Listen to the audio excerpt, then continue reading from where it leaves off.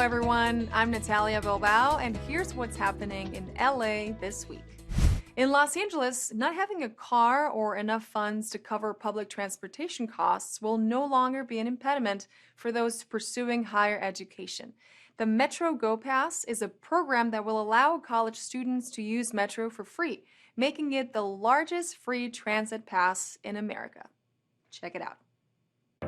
Today, America's largest county says that we will have the largest free transit pass in America. Today we get to announce the extension of a terrific program, the GoPass program, to help students use Metro for free. It's very helpful because I don't have to worry about the burden of paying to get to college while I'm higher in my education. I don't have to worry about sitting in traffic. I don't have to worry about parking. I can just get to school, and that's like the least of my worries is how I'm getting to school. I think one of the most important things is that a lot of students don't realize it started from a grassroots organization with students. And we partnered with the LA Metro community. And by creating like that task force back in 2021, we're able to get the GoPass program because it's actually relatively new. And it's also really easy to get. You just go into your office at your school and they'll give it to you if you just provide a little bit of information. Don't let the fact that you don't have a car or you can't afford transportation hold you back from completing an education. We can help you get here. You just need to reach out to us and we can help you figure out how to get here. Students don't need to be enrolled full-time, they just need to be enrolled in something, and they qualify automatically when they enroll for a class or when they fill out their enrollment application, they qualify for the Metro GoPass. It's an absolutely terrific program. The cost of transportation is actually one of the biggest expenses for students pursuing higher education. So having Senator Feinstein, the mayor's office, and LA Metro figure out how to remove that barrier for students is absolutely amazing.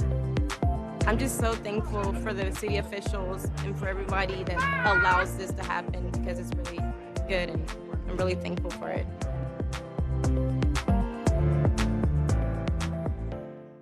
Stick around to hear the stories we have coming up centered around other ways the city is helping Angelenos in need. The Los Angeles Internet Crimes Against Children Task Force recently conducted Operation Protect the Innocent to arrest and prevent child predators from hiding in the dark. Through different initiatives, the LAPD seeks to make the internet a safe place for kids to learn, play games, and talk to friends.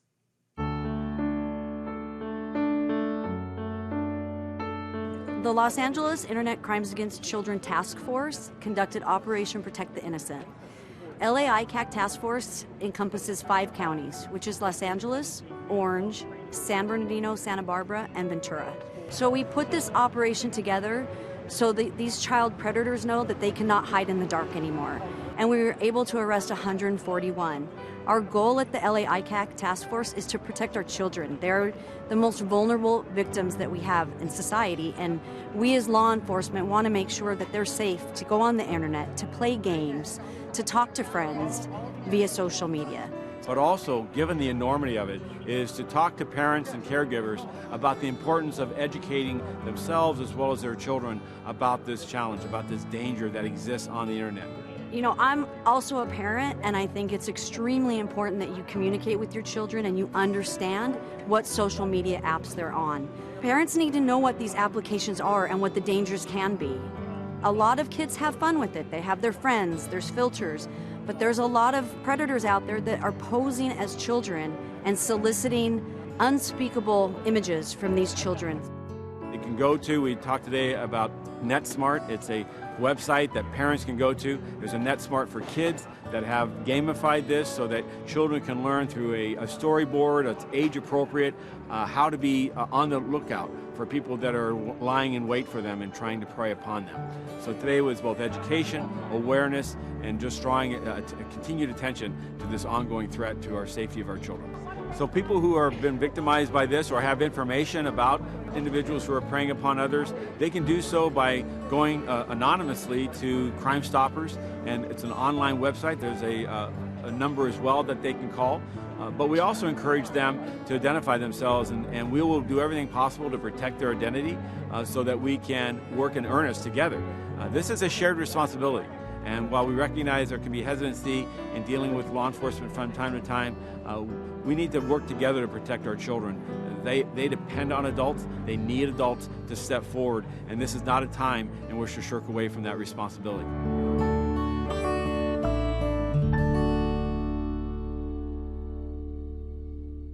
USC was recently home to the 16th Annual Sustainability Summit, a chance for policymakers and academic experts to talk about best practices. Council member Paul Krikorian and Los Angeles World Airport Samantha Bricker discussed electrification as well as how to overcome constraints to attain a more sustainable future.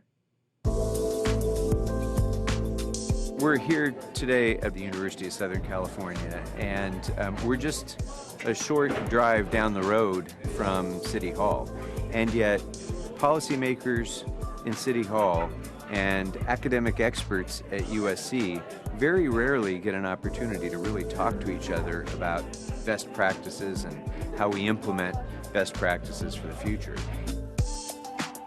What we're all doing now to really encourage the electrification of vehicles, the electrification of transportation, everything from ports to airports, to what the private sector is doing to really encourage EV usage in the city of LA, showcasing what we can do if we work together collaboratively, what we can do if we have some vision, and how to overcome constraints and hurdles to get things done to really make a better future for sustainability and obviously for the communities of Los Angeles.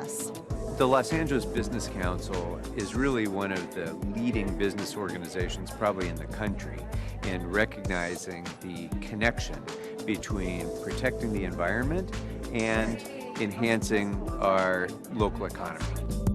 These type of summits are fantastic for agency people, for private sector. Really helps us to understand what's on the horizon, what people are doing, and what we should aspire to.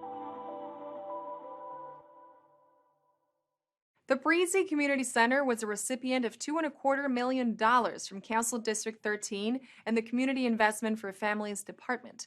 With these funds, the center will be able to increase the reach of the help and resources that benefit those in the community who are most at risk. Let's hear this story.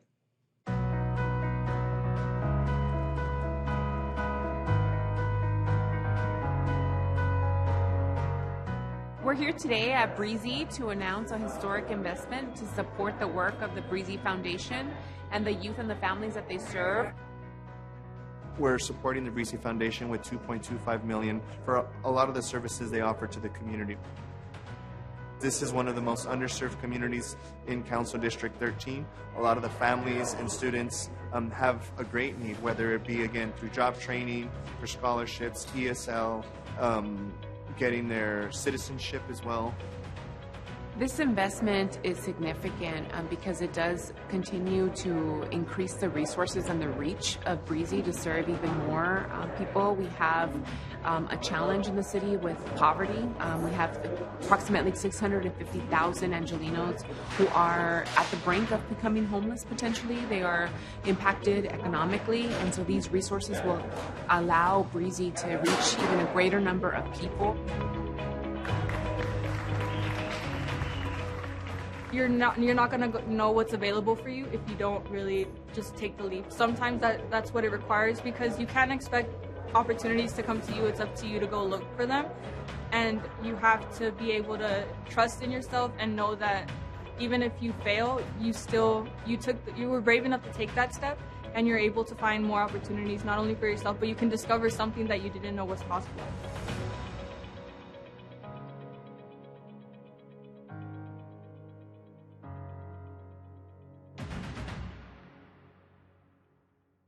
Upgrades to city transit shelters have been approved. LA Sanitation releases its first ever circular textile report, and Council President Martinez pushes forward legislation in support of Prop 1. These stories up next on City Beat.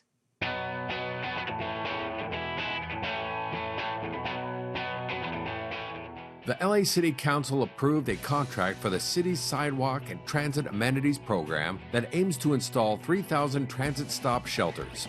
In a 12-to-1 vote, Transito Vector was selected to install, upgrade, and maintain transit shelters, which will include digital ads and arrival times signage. The program's goal is for 75% of bus riders in each council district to have access to shelters, prioritizing areas of high ridership and heat exposure. For more information on the Sidewalk and Transit Amenities Program, visit streetsla.lacity.org/STAP. LA Sanitation and Environment has released its first ever circular textile report addressing the issue of textile scraps in landfills. The study analyzed the feasibility of collecting and repurposing textiles, noting the majority of waste comes from hospitality textiles and commercial fabrics. LA San's next planned steps include outreach and education promoting textile waste reduction, an app for reuse options, and textile recovery sites. The report aligns with the city's Green New Deal and was in collaboration with the Goldhirsch Foundation and the California Product Stewardship Council. For more information regarding the city's textile reuse efforts, visit lacitysan.org/LAindustry. Council President Nury Martinez put forward legislation to support Proposition 1, a November ballot initiative regarding abortion access. Prop 1 would amend the California state constitution to prohibit the state from denying or interfering with personal choices related to reproductive care. Martinez noted that the city is working on legislation planning for a possible increase in reproductive health care needs from people outside of California. For more information on items being considered by the LA City Council, visit lacity.gov.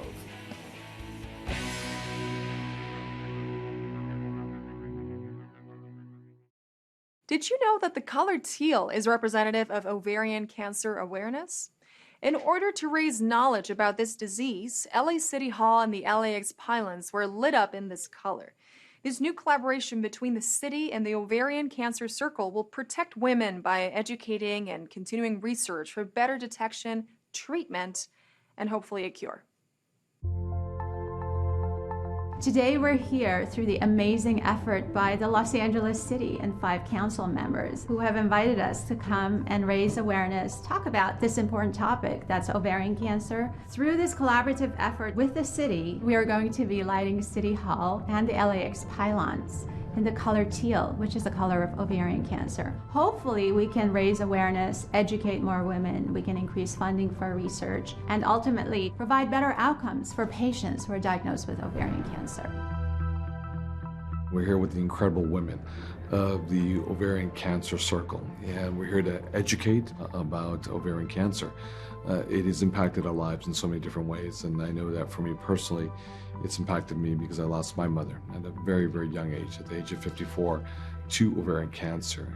And we have lost so many young women, and I think it's so important that we do everything within our power to support these incredible women. And we're here to implore those who hold positions of political power, especially at the federal level, because these are the mothers, these are the wives, these are the sisters and the next door neighbors and the co-workers of those individuals who hold political power in Washington, D.C. Exercise that political power to protect the women who we love so dearly in our lives. I founded the Circle in 2011, so this will be our 12th year. I actually started it to honor the memory of my daughter Robin, who lost her life to ovarian cancer at 20. So I knew nothing about ovarian cancer. We didn't know the right questions to ask, so I decided I had to make a difference, and I had to keep her memory alive. The challenge with ovarian cancer is that the signs and symptoms can actually be somewhat subtle. And many women actually don't know about those signs and symptoms. And also physicians sometimes are not cued and don't think about the possibility of diagnosis of ovarian cancer. So unfortunately, the vast majority of women, when they're diagnosed with ovarian cancer, the cancer is disseminated at stages 3 and 4. And that is the problem that we are trying to solve through our research. I have made it my passion and my commitment to educate and save women's lives, because if you know the symptoms and you know the correct questions to ask when you go to your gynecologic oncologist, you will have a better chance of surviving the disease. And I'm so thrilled to say we have raised $1 million, and it's all for research, for better detection, for treatments, and hopefully at some point a cure for ovarian cancer. Later in the program, we'll learn about a historic site which provided women a safe home and a place to help them advance in society. Did you know that September is Hispanic Heritage Month and also Deaf Awareness Month? To observe both, Deaf Latinos y Familias and the City of LA held the second Deaf Latinos Expo. A great turnout of both vendors and attendees allowed everyone to connect and bridge the gap between the deaf and hearing communities.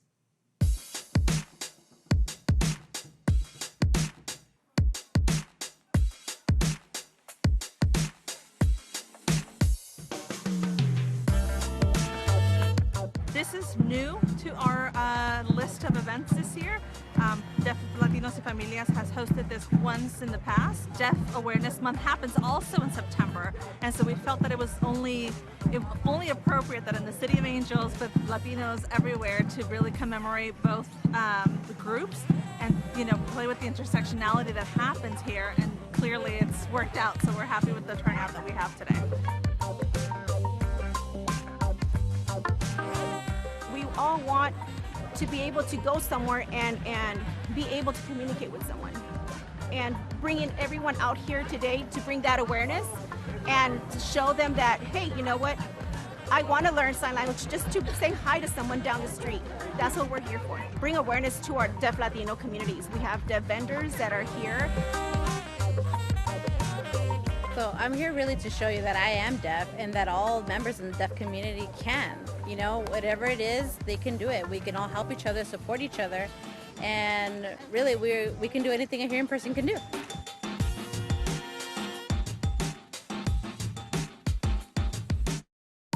Oh yeah, I think it is beneficial, so beneficial. Not only the impact that it has on the deaf community, but on the hearing community as well, and that connection that's built between the two.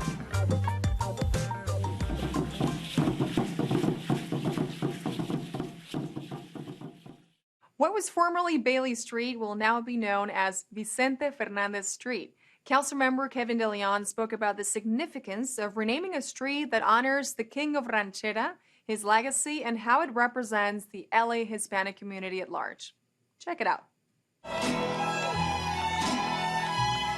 Gracias, gracias. Today we're celebrating the renaming of Bailey Street to Vicente Fernandez. And a lot of folks don't know who Vicente Fernandez is. And what I say to folks is think Frank Sinatra. And when you know who Frank Sinatra is, you know what he meant to so many Americans. That's what Vicente Fernandez, meant to so many Mexicans, so many Central Americans, so many Latinos from all over the Americas, but especially here in LA.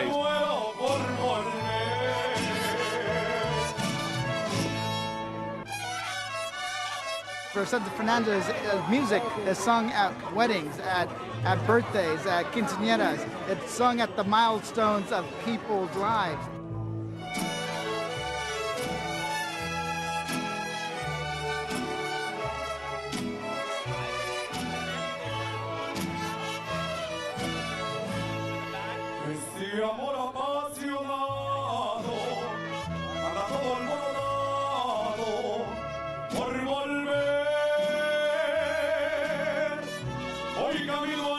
It's a great privilege seeing the heart welcoming from Boyle Heights. As long as y'all don't stop clapping, Vicente is not going to stop singing. His crowd was everything to him. 4, 3, 2, 1, 0.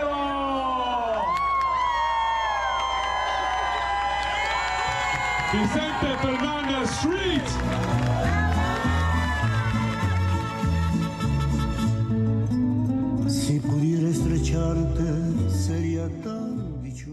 Vicente les dio todo su amor, ustedes también se lo regalaron.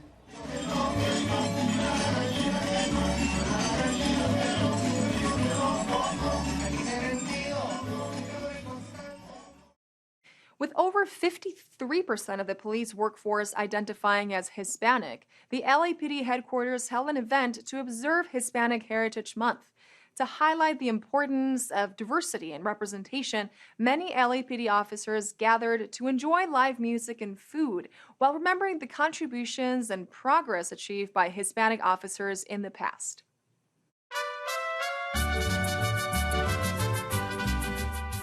am honored to be here today in collaboration with our department and our city family to formally celebrate the commencement of Hispanic Heritage Month. We are all here to celebrate an incredible month in which we celebrate the heritage of this Latino city, this Hispanic city. I often say, obviously, the original inhabitants here, whose first village was just across the street, kind of where City Hall is today, the Tongva, then were joined by Spanish subjects who were white and black and brown and every shade in between, but they all spoke Spanish. Hispanic personnel make up over 53% of our sworn workforce. Our demographics certainly reflect the diverse communities that we protect and serve. This would not have been possible without those before us that laid the framework, notably people like Officer Josephine Serrano, who became the first Mexican policewoman in 1946.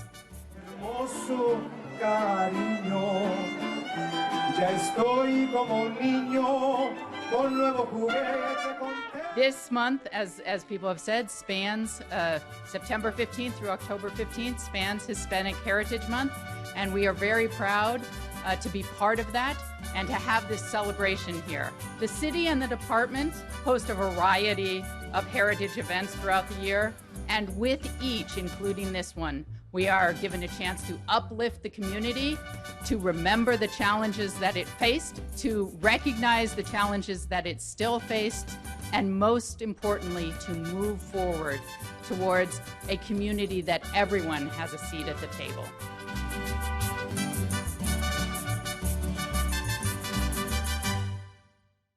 This week, in our ongoing series celebrating the 60th anniversary of the LA Cultural Heritage Commission, we visit Morgan House. Designed by Julia Morgan, the first woman architect in California, it was home to the Young Women Christian Association. This house is significant for its architectural style as well as the architect who designed it. Let's hear the story.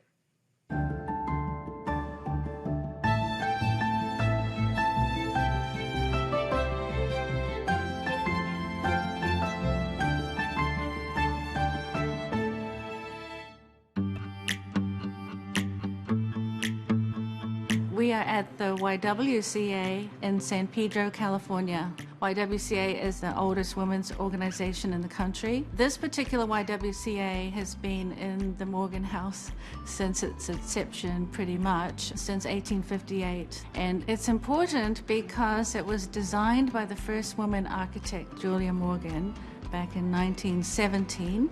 And it was designed really for women who were coming here after the war to the port area to work in the canneries and somewhere safe for them to live and be part of the community.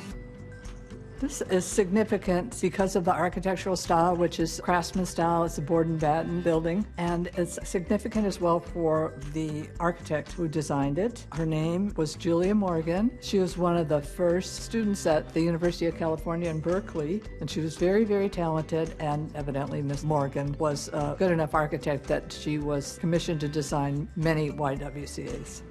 Over 100 years, this agency has grown to help the neighborhood and the community with the needs that are needed on the day. It wasn't just a generation ago where women needed permission to have their own credit cards, their maternity leave, and things that we take for granted today. We have advocated for those things since 1858. So when we continue to do so, we help and empower women and their families. So we help with access to things that the people need in our neighborhood, and it's always hard to explain or advocate for ourselves what we do. We're not hornblowers or tell people what we're doing every day, but we are helping our community with childcare, mammograms, food distribution, computer classes, and all the things that they need to be sustainable. There are many landmarks that relate to cultural history, and there are a few that relate to women's history, and that's why this is so significant. We encourage the community to come forward with nominations for historic cultural monuments. The Cultural Heritage Commission cannot go out and make nominations for potential landmarks. It is the community. It is people who live in neighborhoods who are aware of what they have, who we encourage to nominate properties. Importantly, what happens in the Morgan House in Little San Pedro is extremely significant because this neighborhood has relied on the resources of this building, and it might look very unobtrusive from the front and don't really know what it is, but when people have nowhere else to go, we're their last resort, and we're very proud to continue to do that. Enjoy a marionette show on the lawn of Hollyhock House. Attend a free masterclass and performance with Big Chief Shaka Zulu, or celebrate Indigenous Peoples Day at Grand Park. All this up next on Things to Do.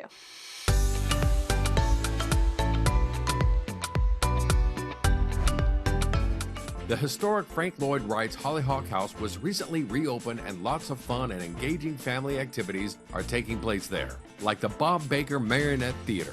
The Saturday morning with marionettes on the lawn show will delight kids and adults alike.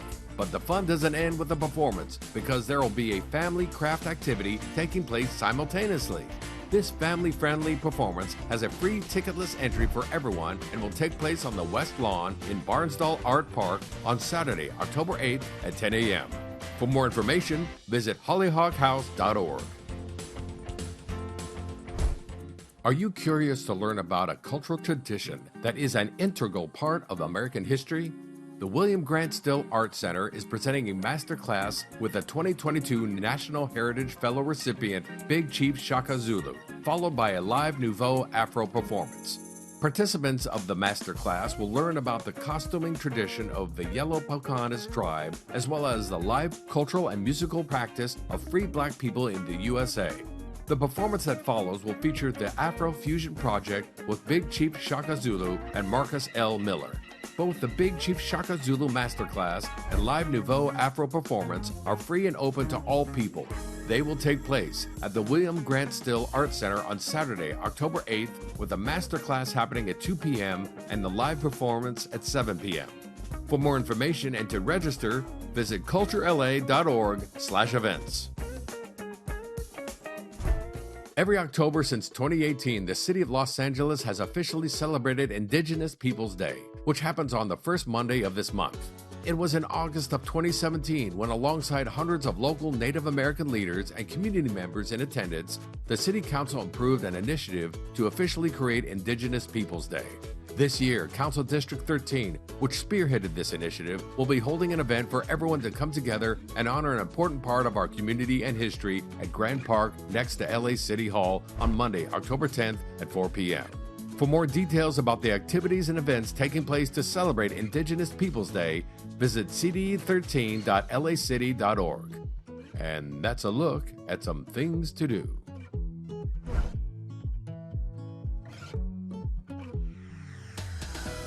And that's it for this edition. I'm Natalia Bilbao, and from all of us here at LA This Week, thank you so much for joining us. A reminder that you can catch us online at lacityview.org, and we're also on Facebook, Twitter, and YouTube. See you next time for more LA This Week.